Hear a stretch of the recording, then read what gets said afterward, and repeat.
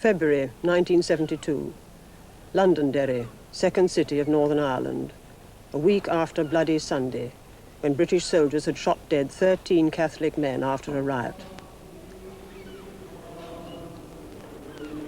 Catholics from the Bogside area of Derry bury their dead.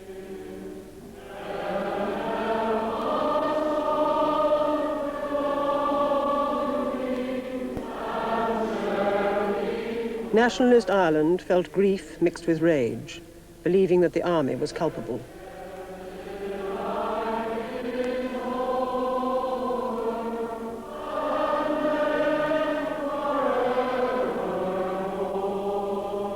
British policy in Northern Ireland had lost all credibility.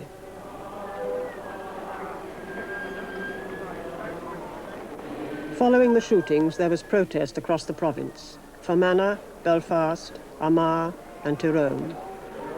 Angry crowds in Dublin burnt down the British embassy. At Aldershot in England, the headquarters of the regiment responsible for Bloody Sunday was attacked. 7 died.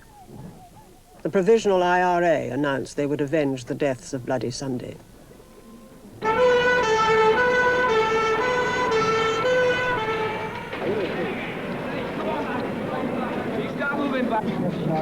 Over the next 3 months, there were 381 bombs, 56 deaths.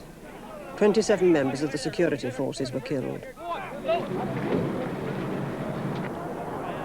Republican violence escalated.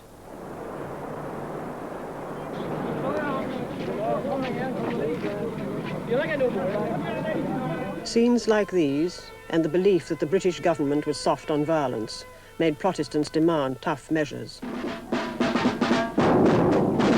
A new loyalist organization sprang up, Ulster Vanguard.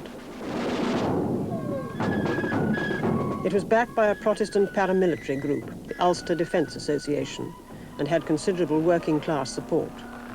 It was led by William Craig. No one seeks to subvert the Constitution of Yorkshire. No one seeks to undermine the rule of law in Sussex. But there are ruthless, wicked people who have consistently for 50 years and more sought to do those very things in us. British troops policed the streets in a polarized society. The government at Westminster considered its options. In Vanguard, it faced determined loyalism. From the Provisionals operating from within an alienated Catholic community, an effective guerrilla war. The British could no longer afford to let things drift. The Northern Ireland Prime Minister, Brian Faulkner, went to Downing Street. The British Prime Minister, Edward Heath, told him that the Northern Ireland government could no longer be responsible for law and order. This proved unacceptable to Faulkner. I told him that it would be widely construed as an acceptance of totally baseless criticism of our stewardship, that it would be seen by the IRA and others as a first and major step on the road to a terrorist victory, and that it would leave the government of Northern Ireland bereft of any real influence and authority by removing the most fundamental power of any government. With Faulkner's resignation, Edward Heath introduced direct rule. The Northern Ireland Parliament was suspended. Now the province would be ruled from Westminster. 50 years of unionist Protestant government was at an end. 3 days later, Protestants strike and demonstrate in Belfast. The Provisionals, it seemed to them, had bombed their parliament out of existence. Shouldn't be allowed. Why not? Particularly the gunmen and the bombers. Violence, and Heath gives in to it. We're kept quiet, we've done what we're told, and that's what we get. So what do you think's going to happen now? I'll give you it in 2 words. Take a look at all these men. You'll know what civil disobedience is. They converged in protest on Belfast city centre. Power, transport and all major industry was closed down. 190,000 people were involved. 100,000 would march on Stormont. Here, 20,000 massed outside City Hall. Craig addressed them. What I want to say to you all now, this new administration that is about to be imposed upon us has got to be ignored. When the new Secretary of State comes to Ulster, we turn our backs on it, whether it be at work or whether it be in our social lives. In every sense of the word, we'll send them to Coventry for the traitors they are.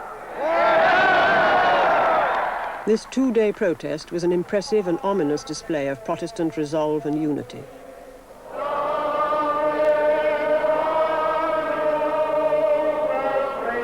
Protestants would defend their Ulster birthright, fight the Westminster betrayal.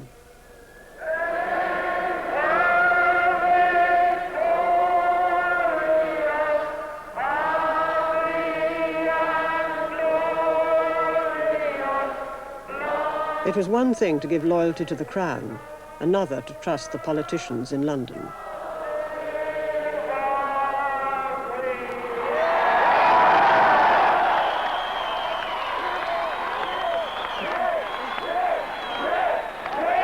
Craig was concerned about William Whitelaw, the new Northern Ireland Secretary with dictatorial powers in the province.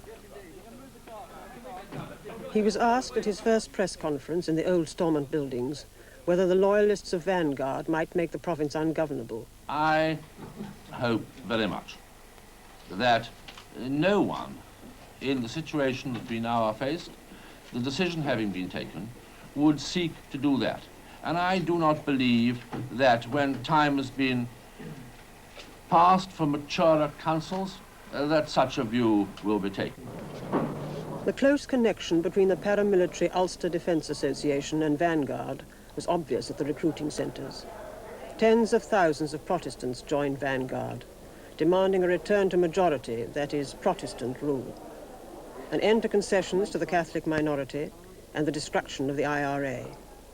Its resolve echoed 1912, when the call of no surrender marshalled Protestants against Home Rule, and the presence on the streets of the Ulster Defence Association, now numbering 50,000 men, recalled the threat of the Ulster Volunteer Force 60 years before.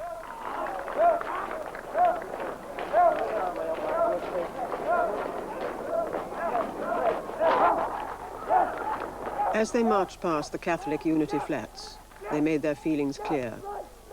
Such was the tension between the two communities that sectarian killings were now a feature of Belfast life.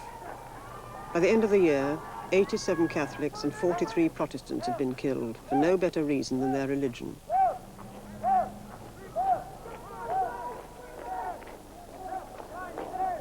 In the Catholic ghettos of Belfast and Derry, provisionals were policing their own areas. For nearly a year, parts of both cities were no-go areas into which neither police nor army were admitted. Provisional checkpoints were a common sight. Then in June, a truce was agreed between the British government and the provisionals. Secret talks involving Whitelaw took place in London. The talks were fruitless and the truce collapsed when fighting broke out on the Lenadoon estate in Belfast. The Northern Ireland Housing Executive had allocated houses abandoned by Protestants to Catholics. The UDA had objected, fearing Catholic encroachment into Protestant territory.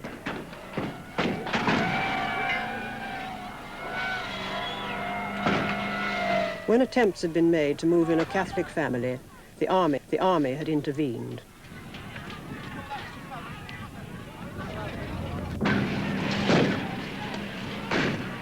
The intention was to stop a confrontation between the provisionals and the UDA.